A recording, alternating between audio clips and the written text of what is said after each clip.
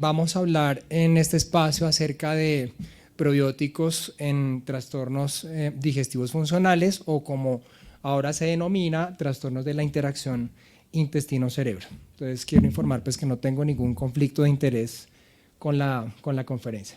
Entonces bueno, yo creo que ya todos sabemos desde hace ya 8 años, desde el 2016, la publicación de Roma 4 frente a los trastornos digestivos funcionales, pero ahorita ya se está comenzando a hablar de este libro que es Roma 5, que va a salir publicado en el 2026, pero ya se están organizando todos los grupos de trabajo para la publicación y ellos, ustedes ven que ya muestran que estamos hablando de los trastornos de la interacción intestino-cerebro, o sea que ya tenemos que hablar un poquito, el concepto es un poco más largo de lo que, como definición de lo que regularmente estamos hablando. ¿Por qué se habla de los trastornos de la interacción intestino-cerebro? Porque hay un proceso de alteración no solo de motilidad, sino que hay conexiones o unas alteraciones desde el punto de vista de hipersensibilidad visceral. Se une además alteraciones a nivel de la función de la mucosa y alteraciones inmunológicas que muchos de estos pacientes tienen. Sumado a ello, y aquí es donde nos vamos a centrar mucho en el papel de los probióticos, ¿cuál es el papel que tiene esa microbiota o la interacción, el efecto que tiene esa alteración en la microbiota en el desarrollo de muchas de estas manifestaciones? Y como ustedes de pronto lo ven, y el caso es claro, el paciente que tiene dolor abdominal funcional, ¿qué tanto de esa manifestación de dolor es por una alteración en ese procesamiento en las interacciones del sistema nervioso central y el sistema nervioso entérico? Porque un niño tiene dolor abdominal y por qué otro no. ¿Será que ese proceso de motilidad, ese niño lo puede percibir como que me duele, pero resulta que el otro es una situación de ayuno, tengo ayuno y siento dolor y esa es la manifestación de esa sensación? Entonces, recuerden, pues no vamos a hablar de los trastornos como tal ni de las clasificaciones, pero ustedes saben que pues obviamente hay una ventana crítica de este tipo de trastornos, sobre todo durante los primeros 12 meses de vida, regurgitación, cólico, estreñimiento, más adelante síndrome de vómito cíclico, dolor abdominal funcional, dispepsia, etcétera, etcétera, pero vamos a centrarnos tal vez en los que más estudios tienen frente al uso de los probióticos, ¿sí? Entonces, recuerden que la definición de estos trastornos es una combinación variable de síntomas gastrointestinales que pueden ser crónicos o recurrentes, que no tienen una alteración desde el punto de vista bioquímica estructural, pero que sí tienen un impacto importante, sobre todo, no solo en la calidad de vida de ese niño, de ese paciente, sino también de todo el entorno familiar. Y a veces tal vez la preocupación es que afecta más al entorno que verdaderamente per se a ese niño, ¿sí? Hay datos como estos publicados, el gasto en Reino Unido frente al uso de medicamentos para el manejo de estos trastornos, estamos llegando a 72 millones de libras y estos son datos de hace ya va a ser 10 años y ustedes ven cuáles son los datos de prevalencia tal vez de los 4 más frecuentes en menores de 12 meses, que es la regurgitación, el cólico lactante, el estreñimiento y la disquesia del lactante, ¿sí? Pero muchos de ellos, recuerden que tienen un overlap, tienen más de un trastorno y a todos nos llega.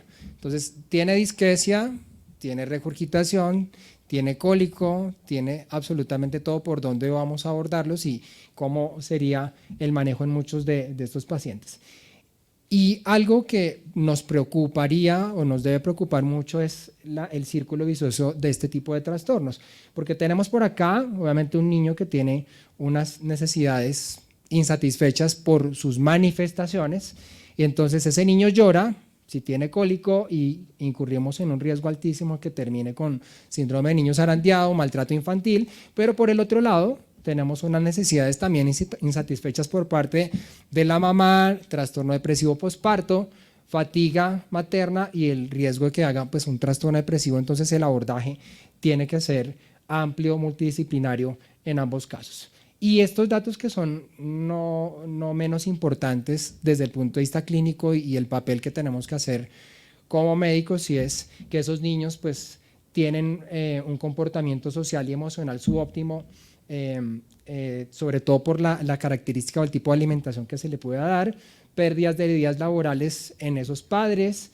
una alteración subóptima, pero no solo entre la madre y el hijo, sino madre, padre, padre, madre, mayor riesgo de separación en niños o en familias que tienen este tipo de manifestaciones, cambios frecuentes de fórmulas y esa alteración en la inseguridad. Tal vez de pronto uno ve y el papel sobre todo de alteraciones de condición mental actuales en adolescentes, esto tiene mucho que ver de lo que le pudo haber pasado a ese lactante con este tipo de manifestaciones. Y a largo plazo vean todo lo que pasa. Niños con trastornos digestivos funcionales o de la interacción intestino-cerebro con cortes a los 3 años, mayores tasas de angustia familiar, niños percibidos entre los 3 y los 5 años como frágiles, niños que comienzan con cólicos de lactante o regurgitación o estreñimiento en la etapa de la lactancia, tienen mayor probabilidad a cortes a los 4, a los 8, hasta los 13 años, de tener dolores abdominales de tipo funcional, alteraciones del sueño a cortes de los 3 y los 10 años y alteraciones en proceso de regulación emocional con cortes incluso hasta los 10 años. ¿Sí? Y entonces aquí entra el papel o la interacción de todas estas funciones, de lo que es desde el punto de vista de la microbiota, cómo definitivamente podemos tener un efecto en la disfunción en el sistema de barrera a nivel del epitelio intestinal, pero sumado a esto, como es una interacción, entonces una disfunción a nivel del sistema inmunológico, a nivel de ese tracto gastrointestinal, y esto va a generar obviamente que haya una alteración en la secreción de ciertas sustancias como serotonina, histamina, y por eso el uso de ciertos medicamentos que ayudan a hacer ese proceso de modulación, que ahorita yo sé que van a hablar acerca de moduladores, cómo definitivamente eso se va a generar un proceso de hipersensibilidad visceral y muchos de ellos solamente tienen alteraciones a nivel de la motilidad gastrointestinal.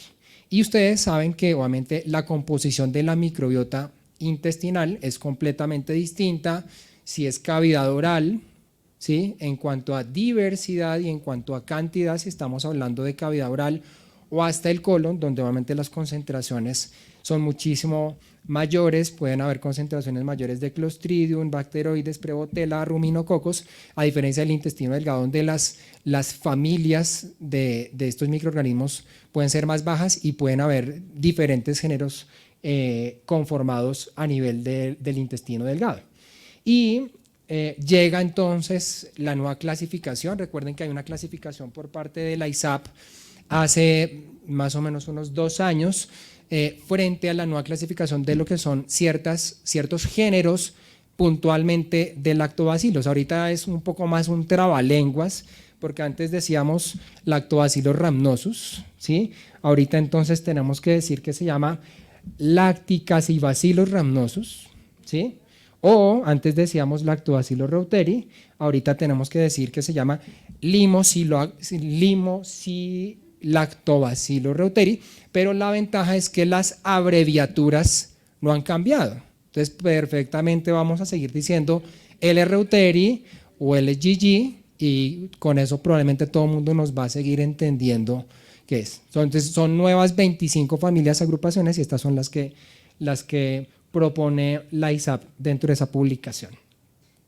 Entonces, en regurgitación del lactante vamos a mirar lo que hay de evidencia frente a uso de probióticos frente a estos trastornos. Entonces, esta es tal vez de las últimas publicaciones. Esto es una revisión sistemática con metaanálisis que evaluó el papel de los probióticos para prevención y tratamiento de regurgitaciones en niños, y la conclusión de este artículo es muy clara, y es que hasta el momento no existe evidencia suficiente para la administración de probióticos tanto para prevención como para tratamiento de pacientes con regurgitación del lactante. Entonces, carita feliz, carita triste. Este es otro metaanálisis, ¿sí?, que revisa, son 3 estudios. Ustedes se dan cuenta, el primero acá es un estudio de revisión, el segundo es una revisión sistemática de Schenck y el otro es un estudio prospectivo por parte del doctor Van den Plas. Ustedes ven que las cortes, las primeras son 900, 918, 280, pero igualmente la única que uno desde el punto de vista epidemiológico científico como que le da el poder para hacer un análisis importante es esta de 918 pacientes, donde se analizan muchas cepas probióticas y vuelven con la misma conclusión. Esta es una publicación del 2022 que dice que definitivamente no hay evidencia suficiente para la administración de cepas probióticas para regurgitación. Entonces, esta es la evidencia actual, o sea, no deberíamos recomendar cepas probióticas para prevenir o para tratar este tipo de condiciones.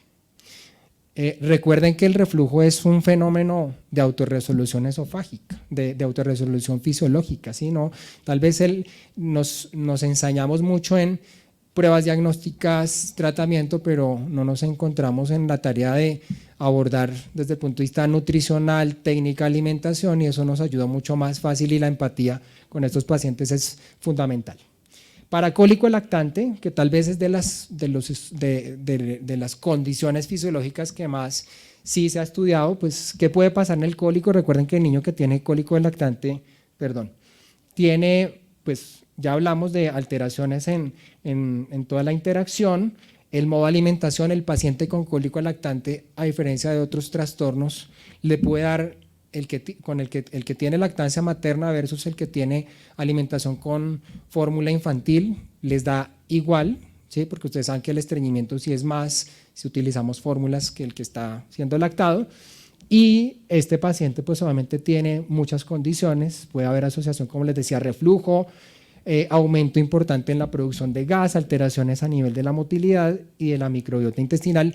Y aquí es donde esta es de las condiciones que, si uno ve factores de riesgo, es lo que más uno podría decir, podría ser una alergia a las proteínas de la leche de vaca, que ayer claramente pues tuvieron un espacio amplio para ellos. Entonces vean cómo es el proceso de disbiosis, y esta disbiosis obviamente, ahorita hay un término que yo creo que está muy acuñado, pero que como tal no es una condición clínica como tal, porque ahorita todo el mundo habla de permeabilidad intestinal, ¿sí? Todo el mundo ahorita habla, y más los que hacen medicina funcional, ¿sí? Y todo el mundo nos llega. Entonces, ¿cuál es el estudio para permeabilidad intestinal? Pues no existe ningún estudio para ello, pero recuerden que si hay un proceso inflamatorio a nivel del tracto gastrointestinal, es lógico que el intestino va a estar permeable, ¿sí? Y obviamente pues todo ese proceso de alteración de inflamación a nivel del epitelio intestinal, esas funciones en el sistema nervioso entérico, y en muchos casos solamente inflamación y sistémica en algunas ocasiones. Entonces, ¿qué dice la literatura frente al uso de probióticos? Este es un estudio muy bonito que evalúa, es una revisión sistemática con metaanálisis, y evalúa la microbiota del paciente que tiene cólico lactante. ¿Qué se vio en esta publicación? Que el paciente que tiene cólico lactante tiene mayor concentración de proteobacterias, menor concentración de bacteroides, actinobacterias y firmicutes. Si ustedes analizan la microbiota intestinal del niño que tiene o que nace por cesárea, las concentraciones de proteobacterias son muy parecidas al del paciente con cólico lactante, y lo mismo, se reducen las concentraciones de bacteroides. Entonces, la ventaja de ambas condiciones es que cuando mejora el cólico después de los 6 meses, 5 o 6 meses, esa microbiota vuelve nuevamente a condicionarse como un paciente como si no lo hubiera tenido, y lo mismo pasa con el niño que nace por cesárea, que después del año, no antes de los 6 meses, comienza nuevamente a desarrollarse como si hubiera nacido perfectamente por la vagina, siempre y cuando la alimentación sea adecuada, se exponga a lactancia materna, no usa antibióticos, bueno, una cantidad de factores importantes. Entonces, tenemos esta publicación que es muy importante, porque cuando hablamos de suplementación de probióticos, todo el mundo piensa entonces que es para todos los pacientes que tienen cólico lactante, y la conclusión es: esta publicación metaanálisis dice que la suplementación de probióticos funciona únicamente para niños que son alimentados con lactancia materna exclusiva, no para el niño que tiene alimentación con fórmulas infantiles.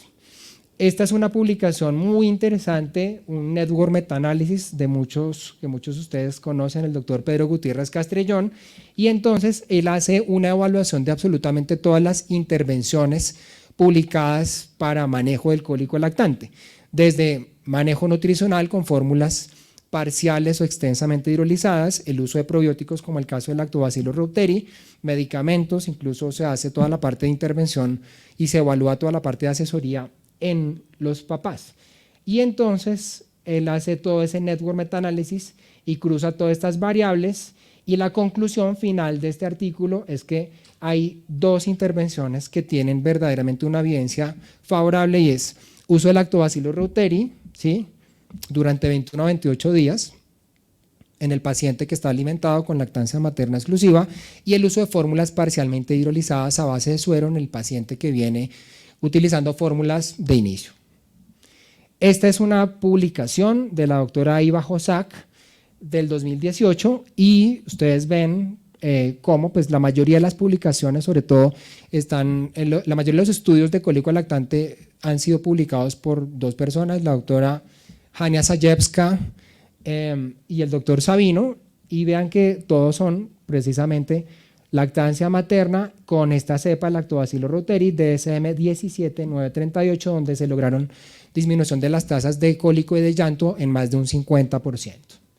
Esta es una revisión sistemática del 2022 que concluye lo mismo que hemos venido diciendo en las publicaciones anteriores, y esta que es publicación febrero de este año del grupo de EBSGAN, que dice pues, que definitivamente aquí lo traté de traducir tal cual. Esa es una publicación que salió el lunes, que los profesionales de la salud pueden recomendar Lactobacillus reuteri DSM 17938, ¿sí?, durante al menos 21 días para el tratamiento del cólico infantil en lactantes, pero es muy importante también desde el punto de vista epidemiológico evidenciar cuál es la certeza de la evidencia y el grado de recomendación. Eso es muy importante porque ahí es donde uno dice de veras cuál es el peso científico de todos estos estudios. Entonces, para reuteri, certeza de evidencia moderada, grado de recomendación débil, que no se puede hacer ninguna recomendación a favor o en contra del uso de Lactobacillus reuteri en lactantes alimentados con fórmula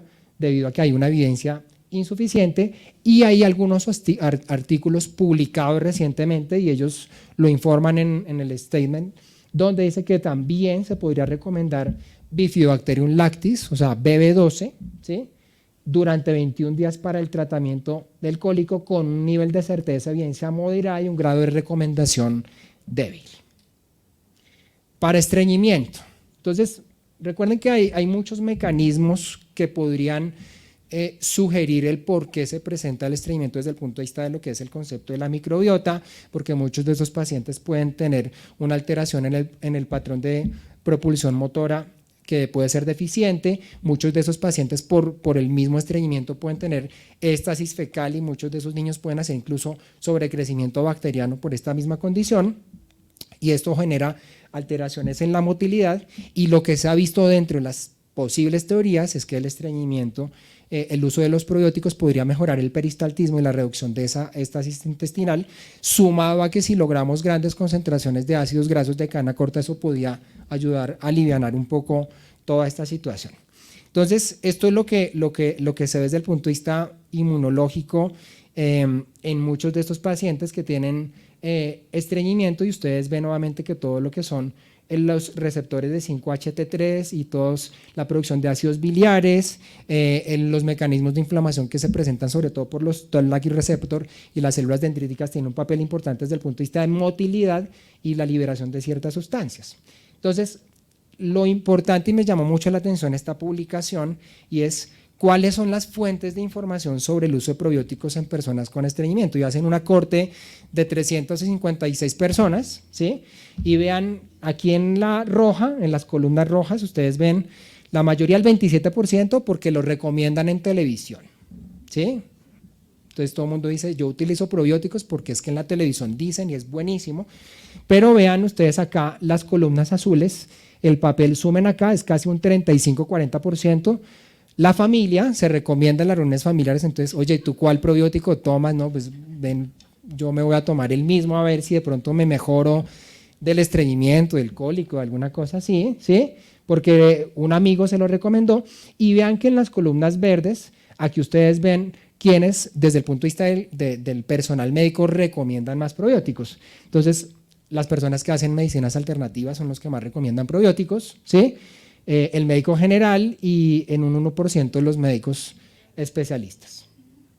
Entonces, ¿qué dicen las publicaciones frente a eso? Las revisiones sistemáticas y metaanálisis es que no existe ninguna cepa probiótica hasta el momento, ni para prevención ni para tratamiento de estreñimiento en población infantil. Hasta el momento no hay ninguna. Esta es otra revisión sistemática del 2022 que evalúa varios artículos. Si ustedes suman estos 3 cortes son casi 1.500 pacientes, pero definitivamente la conclusión de todas es la misma, no hay mejoría con ninguna de las cepas estudiadas. Y la conclusión, basados también en las guías EBSGAN 2023, es que revisiones sistemáticas, metaanálisis EBSGAN 2023, NASPEGAN 2014, concluyen que no hay ninguna evidencia suficiente para este tipo de recomendaciones. Para síndrome de intestino irritable y dolor abdominal funcional, entonces, ¿qué hay de evidencia o cuáles eran los estudios iniciales? Esto comenzó más o menos hace más de 13 años con BSL-3 en síndrome de intestino irritable, un estudio muy pequeño, 57 pacientes pediátricos, un estudio doble ciego aleatorizado controlado, donde se utilizó esta multicepa, ¿sí? Y lo que se veía en esta publicación es que esos pacientes mejoraban el dolor, la distensión y la flatulencia. Este era el artículo. Y aquí ustedes veían haciendo un seguimiento a 6 semanas cómo se iba con BSL-3 versus el placebo disminuyendo ese tipo de manifestaciones, ¿sí? Y hay otros estudios para dolor abdominal funcional. Ustedes ven publicaciones principalmente con Lactobacillus reuteri 17938. Estos son tal vez como los 3 artículos que más peso científico. Entonces, revisando pues, con metaanálisis, ustedes ven esta revisión sistemática en metaanálisis para dolor abdominal funcional, y la conclusión de esta publicación del 2021 es que dice que Lactobacillus reuteri 17938 puede ser eficaz en reducir intensidad de dolor y aumentar el número de tiempo de episodio de días de niños con dolor abdominal funcional, pero las recomendaciones acá no son como las en concentraciones, por decir, como para cólico lactante. Incluso ellos dicen que como mínimo deberían ser 4 semanas. Hay publicaciones que dicen que podría ser incluso, como es un efecto un poco más de modulación de microbiota, que debería ser más de aproximadamente entre 8 a 12 semanas. Esta es la publicación de la Organización Mundial de Gastroenterología, un artículo de libre descarga del 2017, y ustedes ven aquí en la parte donde dice trastornos gastrointestinales funcionales relacionados con el dolor abdominal, y ellos dicen que existen 2 cepas que pueden tener una evidencia como uso para el dolor abdominal, Lactobacillus GG y Lactobacillus reuteri, con las concentraciones que les dije durante 4 semanas. Y aquí, cuando uno revisa absolutamente todas las publicaciones, uno podría concluir dos cosas importantes. Lactobacillus GG se puede utilizar para manejos de dolor abdominal asociados a síndrome de intestino irritable, y Lactobacillus reuteri 17938 para el paciente que tiene dolor abdominal funcional, que es una condición completamente distinta al síndrome de intestino irritable en la gran conferencia que ayer dio la doctora Claudia Lozada.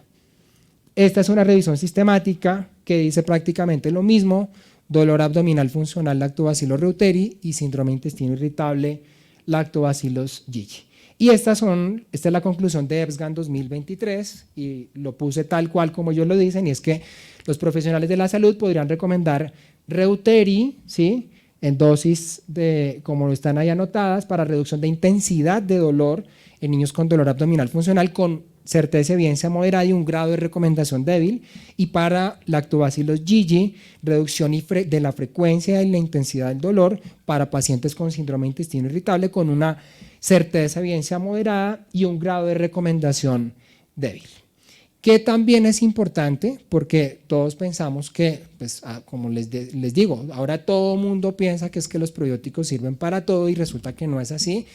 Y esta es una conclusión muy importante, y es que no se recomienda la administración de cepas probióticas para prevención de trastornos de la interacción intestino-cerebro. Tal vez dentro de los desenlaces clínicos que más evidencia clínica hay para prevención de cepas probióticas es para prevención de diarrea asociada a antibióticos. Ese sí tiene la evidencia más que suficiente, pero para otro tipo de desenlaces hasta el momento definitivamente no. Simbióticos, ¿sirven o no sirven en este tipo de situaciones? Hay una publicación reciente, igualmente del grupo de EBSGAN, que salió publicado hace un mes, y lo traté de traducir tal cual y es: sobre la base de la evidencia actualmente disponible, no se puede formular ninguna recomendación a favor o en contra del uso de la combinación simbiótica evaluada para el tratamiento. Ellos lo dicen no solo para